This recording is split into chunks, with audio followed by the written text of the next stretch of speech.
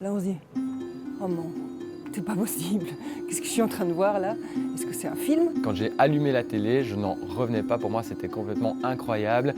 On n'arrêtait pas de parler d'apocalypse. J'avais l'impression que c'était la Troisième Guerre mondiale qui démarrait. Je crois qu'il y avait avant et après. C'est un peu émouvant d'en reparler aujourd'hui. 20 ans après, ça me terrorise toujours autant. Le 11 septembre 2001, je travaillais déjà comme journaliste à la RTBF.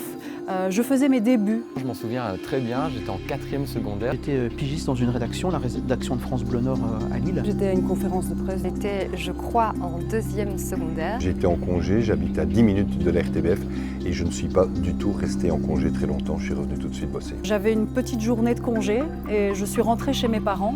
Et je me souviens très bien, quand je suis arrivée, mon père était devant la télé et il me dit « Viens voir, c'est incroyable ce qui se passe ». Je suis rentrée à la maison et j'ai vite capté qu'il y avait une ambiance vraiment particulière chez moi. La télévision était allumée. Moi, j'appelle la rédaction pour savoir si le sujet est pour le 13h. Et puis on me dit, Joanne, ton sujet il va tomber à l'eau parce qu'il y a un avion qui est allé se fracasser sur une tour du WTC. Pour moi, c'était la loi du mort-kilomètre et donc un peu basiquement, si un avion touchait une tour à Bruxelles, c'était très grave. Si c'était à New York, bah ma foi, peut-être que c'était un petit truc quoi. Donc j'imaginais pas que le monde allait changer après ça. Impossible à partir du moment où j'ai commencé à voir les images de ce 11 septembre de pouvoir bosser sur mon sujet et le rédacteur en chef est venu un peu m'engueuler en me disant écoute Mehdi, vas-y remets-toi à ton sujet que tu dois faire pour les journaux de ce soir, la Terre va pas s'arrêter de tourner pour ça.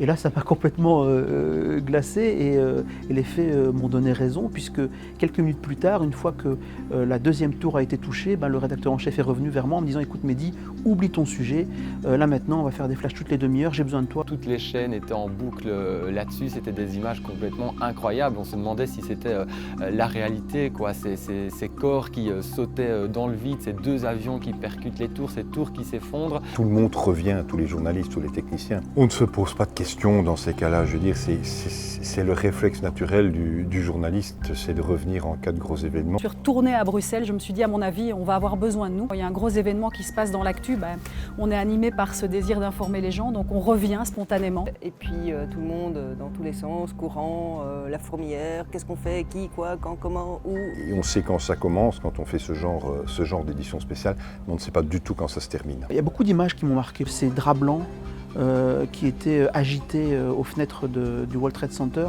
Donc ça, c'était franchement assez bouleversant. L'image que je retiens, c'est vraiment cet avion qui fonce dans cette tour. Ça, c'est clair et net. Je pense que c'est au moment où le deuxième avion est arrivé sur la tour et qu'on entend ces voix qui disent « Oh my God, oh my God !» Les gens qui hurlent. Et alors là, la sidération quand la tour tombe. Là, on se dit « Oh non !»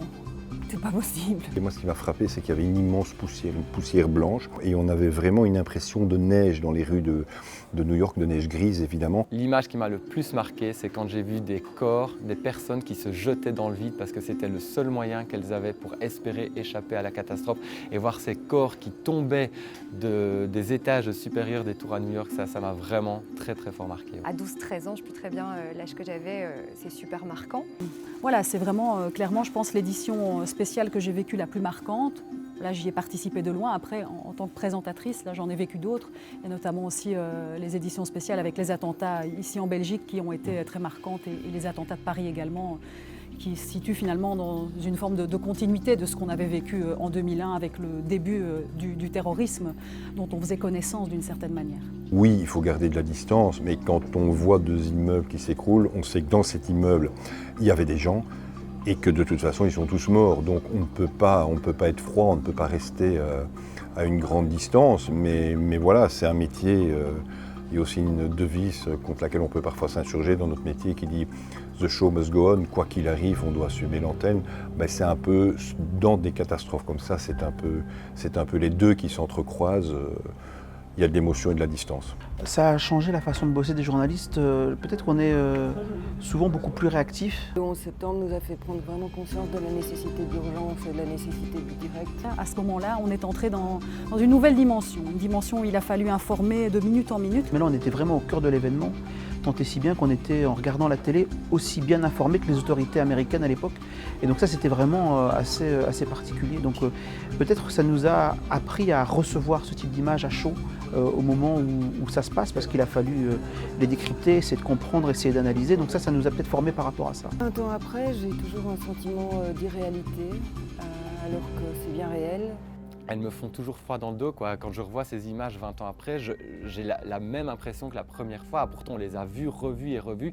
C'est vrai qu'émotionnellement, les attentats du 11 septembre, ça reste quelque chose qui est quand même ancré en nous. 20 ans après, ça me terrorise toujours autant. Je me pose souvent la question de me dire, est-ce que ce sera encore possible? J'entends dans mon métier de tous les jours des spécialistes qui nous disent que la menace est peut-être différente aujourd'hui, mais qu'elle existe toujours. Et je trouve que c'est stressant, même s'il y a une meilleure compréhension de ma part des enjeux et de tout ce qui se passe sur la scène géopolitique et internationale.